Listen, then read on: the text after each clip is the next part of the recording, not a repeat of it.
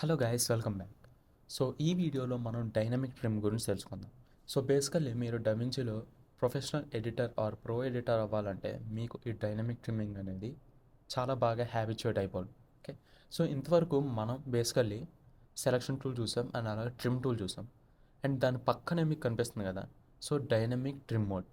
So ఈ మోడ్ని మనం ఇంతవరకు యూజ్ చేయలేదు. సో ఈ మోడ్ని ఎనేబుల్ చేయడానికి బేసికల్లీ దీని మీద క్లిక్ చేస్తాం, ఆర్ ఎల్స్ మీరు షార్ట్కట్ డబ్ల్యూ కూడా యూజ్ చేయొచ్చు.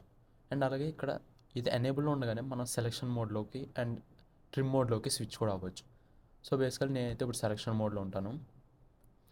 అండ్ దెన్ సో దీనికి షార్ట్కట్ డబ్ల్యూ కాబట్టి సో ప్రజెంట్ దీన్ని డిసేబుల్ చేద్దాం. అండ్ ఇప్పుడు మళ్ళీ ఇక్కడ నుంచి ఒక 2 క్లిప్స్ని తెచ్చుకుందాం, ఎల్స్ 1 క్లిప్ అయినా పర్లేదు. సో ఈ క్లిప్ ఉంది కదా, సో ఇప్పుడు నేను ఈ క్లిప్ సెలెక్టెడ్లో ఉండగా సో ఇప్పుడు డబ్ల్యూ క్లిక్ చేస్తాను.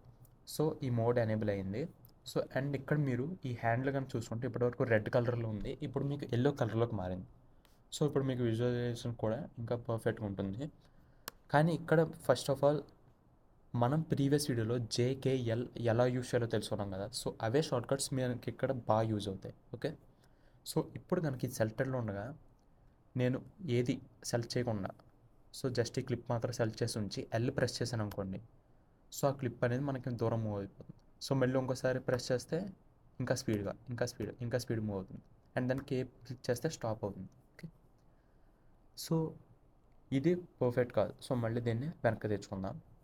అండ్ దెన్ ఇప్పుడు దీన్ని ట్రిమ్మింగ్ కోసం ఎలా యూజ్ చేద్దామంటే, సో ఇది సెలెక్ట్ చేసి నేను దీని యొక్క ఇన్ పాయింట్ సెలెక్ట్ చేసి ఇప్పుడు మనం ప్రీవియస్ వీడియోలో ఒక షార్ట్కట్ తెలుసుకున్నాం కదా, కే హోల్డ్లో ఉంచి ఇప్పుడు L1 step by step press చేస్తున్నాం అనుకోండి, సో అప్పుడు మనకి ఒక్కో ఫ్రేమ్ అనేది ట్రిమ్ అవుతుంది. ఓకే, సో అలా కాకుండా మీరు ఎల్ కూడా ప్రెస్ చేసి ఉంచారనుకోండి, సో మనకి స్లో మోషన్లో ఈచ్ ఫ్రేమ్ మనకి ముందుకు ట్రిమ్ అవుతుంది. ఓకే, అండ్ ఇప్పుడు నేను ఇంకా కొంచెం స్పీడ్గా చేయాలనుకుంటున్నాను. సో అటువంటిప్పుడు నేను ఏం చేస్తాను అంటే సింప్లీ ఎల్ క్లిక్ చేస్తాను.